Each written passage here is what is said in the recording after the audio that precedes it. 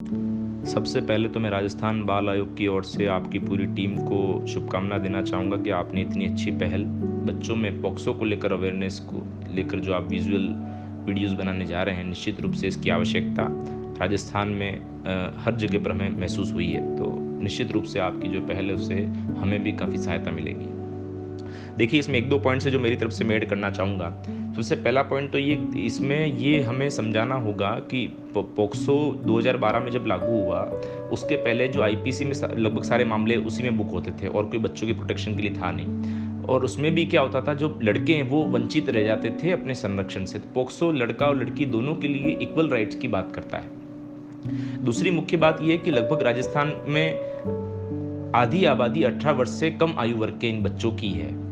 इनमें भी ये जो बच्चे हैं, हर चौथे में से एक बच्चा यौन हिंसा से कहीं न कहीं इससे पीड़ित है, इसका शिकार होता है, ऐसे अलग-अलग रिसर्च और स्टडीज़ कहती हैं। और इसमें भी सबसे बड़ी बात क्या है कि जिसने उस बच्चे के साथ में यौन हिंसा करी है, वो अधिकतम केसेज़ में उसका कोई न कोई परिचित है, उसका अंकल है, उसके कोई रिलेटिव्स हैं, कई बार तो उसके फादर खुद इसमें इन्वॉल्व होते हुए भी पाए गए हैं। तो ये जो एक मिथ है, ये समझना होगा कि बच्चा क्या घर में सुरक्षित है क्या? जो कई बार हम कहते हैं कि बच्चे घर में सुरक्षित हैं, बाहर सेफ नहीं है, तो ये भी समझना होगा कई बार ऐसे लोग हमारे आस-पास हमारे घर में भी हैं। तो बच्चों को बताना होगा, जब गुड टच बैड टच की जब सेशंस की आप बातचीत करें या बताएं कि बच्चे सेफ कहाँ हैं, तो वो वहाँ पर सेफ हैं, वो वहाँ पर सेफ महसूस करें जहाँ पर उनको सहज महसूस होता है, जहाँ उनको अच्छी फीलिंग आती है। घर से या स्कूल से उससे कंपेयर ना करें।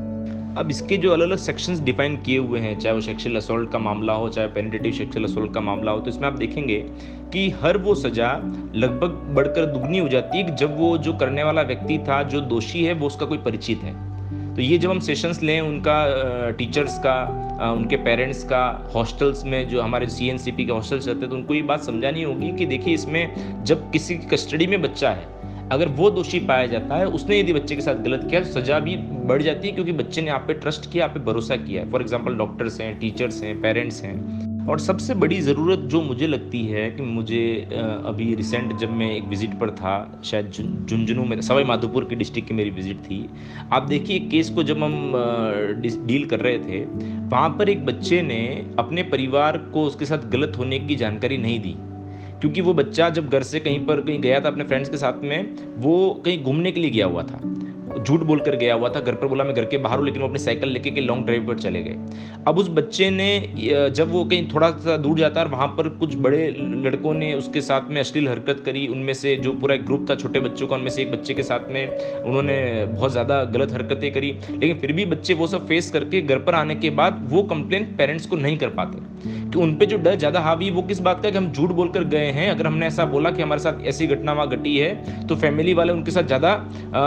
वो गुस्से में आ सकते हैं, उनके साथ कुछ मार-पीट कर सकते हैं। तो ये जो डर है बच्चों को कि वो बच्चे अपना एक स्पेस, अपनी पीड़ा या अपनी जो परेशानी है वो शेयर नहीं कर पा रहे हैं पेरेंट्स को, तो उन लोगों को ऑप्शंस देने होंगे कि ये जो आपके साथ बेटा हुआ ये गलत नहीं है, ऐसा जो हुआ आप इसके माध्यम से ये चीज़ों को कर सकते हैं, और पेरेंट्स को भी इस बात को आपको समझाना होगा। जैसे वो सत्यमेव जयते में का एपिसोड था, उसमें कई सारे फैमिलीज़ की जो बच्ची आई थी, मैंने देखा था उस सेशन को, उसमें कई सारे लोग करीब फर्स्ट ईयर सेकंड ईयर में, और कुछ बच्चियाँ ऐसी आई थी जो अब काफ़ी अच्छी सेटल्ड हो चुकी हैं, एमएनसी में जॉब कर रही हैं। उन्होंने एक काफ़ी लंबे समय बाद अपने पेरेंट्स को बताया कि जो घर में अपने अंकल आते थे, आपके बहुत अच्छे फ्रेंड थे, वो मेरे साथ करीब 1 साल तक यौन हिंसा करते रहे। तो कहने का मतलब ये बच्चे कई बार फील करते हैं, सारे बच्चों को समझ आता है कि जो उसके साथ हरकत हो रही है वो सही नहीं है, लेकिन बच्चे बोल नहीं पाते, क्योंकि उनको ये विश्वास नहीं होता कि क्या ये बात मैं बोलूँगा तो मेरे पे कोई विश्वास करेगा या मेरे साथ खड़ा कौन होगा।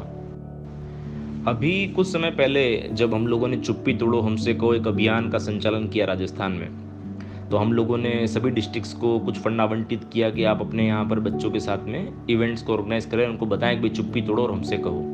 तब सबसे बड़ी दिक्कत हम लोगों ने क्या फेस करी कि चुप्पी तोड़ने की हम बात तो कर रहे हैं, तो वहाँ सब भाषणबाजी तो हो रही थी, लेकिन जिन बच्चों को हमने बुलाया है, जिन बच्चों को हम कहना चाहते हैं कि भाई चुप्पी तोड़ो, चुप्पी तोड़े किससे बेसिकली, तो उनको ये जो गुड टच बैड टच वाली बात जो अक्सर लोग भाषण में कहते हैं, वो समझाओ कैसे। ऐसे कोई अभी आईईसी कोई मटेरियल, कोई विजुअल मटेरियल अवेलेबल नहीं है। तो जो भी आपकी टीम हो, एक स्पेसिफिक सेशन सिर्फ और सिर्फ कोई वीडियो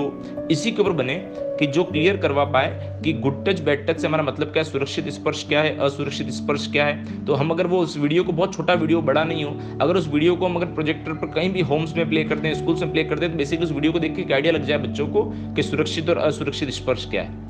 उसको लेकर कुछ वीडियोस हैं जरूर, जैसे कोमल मूवी का एक चाइल्ड लाइन ने बनाया किया, लेकिन वो काफ़ी बड़ी मूवी है, उसके बाद में वो कुछ जाके चीज़ों को समझा पाते हैं। लेकिन एक स्पेसिफिक इसी को लेकर कि गुड टच बैड टच पर क्लियरिटी आए बच्चों को, उसका एक वीडियो, एक शॉर्ट वीडियो बनना चाहिए। पॉक्सो एक्ट में जो अनछुआ एक पहलू है, जिस पर अभी तक बहुत कम लोगों ने वीडियोस बनाए हैं या सेशंस दिए हैं, वो ये कि भाई इसमें क्या अलग अलग हम सेक्शंस की तो बात करते हैं, बच्चों के साथ में जो जो अपराध हो रहे हैं उनको डिफाइन कर रहे हैं, गुड टच बैड टच भी चलो कवर करते हैं। सबसे बड़ी बात ये, जो स्टेक होल्डर इसकी प्रक्रिया को डील करते हैं, फॉर एग्जाम्पल CWC, हमारी पॉक्सो को लेकर अलग से कोर्ट्स बन हुई, पॉक्सो कोर्ट है, पुलिस है,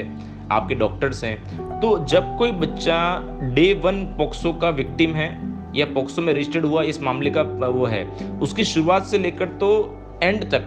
पूरी प्रक्रिया को यदि विजुअल इफेक्ट से समझा पाएं, तो हमें उसको कभी भी अपने कोई सेशंस वगैरह में बताने में बहुत सुविधा होगी। अगर कोई बच्चा पॉक्सो में आता है तब से लेकर उसका मेडिकल स्टेप बाय स्टेप एक फ्लो चार्ट टाइप बन सकता है कि भाई बच्चा आएगा, उसका मेडिकल कैसे होगा, मेडिकल में किन किन चीज़ों का ध्यान रखा जाता है, बच्चे के साथ में फैमिली भी होगी, बच्चे को ऐसा फील होना चाहिए, सुरक्षित सा फील कर रहा हो। मीडिया के अंदर यदि कोई रिपोर्ट है, उसकी पहचान को क्यों उजागर नहीं करना चाहिए, क्या हो सकता है क्या नहीं है। यदि कोई बच्चे को अगर उसकी वो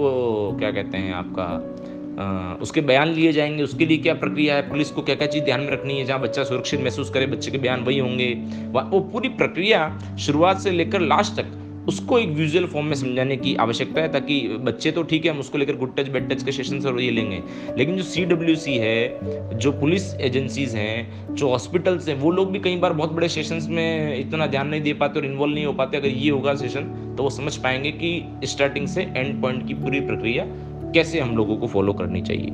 अंत में बस मैं यही कहना चाहूँगा, और कोई पॉइंट होगा तो मैं आपको इन फ्यूचर और ऐड करवाऊंगा। बस अंत में मुझे एक पॉइंट और याद आता है कि अभी अगर बच्चे को इसमें आते हैं जो पॉक्सो के विक्टिम हैं, पॉक्सो से पीड़ित हैं, तो वो पॉक्सो के जो पीड़ित बच्चे हैं उसमें उन बच्चों के लिए फैसिलिटीज़ क्या क्या अवेलेबल होती हैं, या उनको राहत पहुंचाने के लिए सरकार क्या क्या सुविधा उपलब्ध करवा रही है, उसका भी कोई डॉक्यूमेंटेशन IEC अवेलेबल नहीं है। जैसे फॉर एग्जांपल कि जब वो बच्चा कोई जाता है तो उस बच्चे के लिए उसकी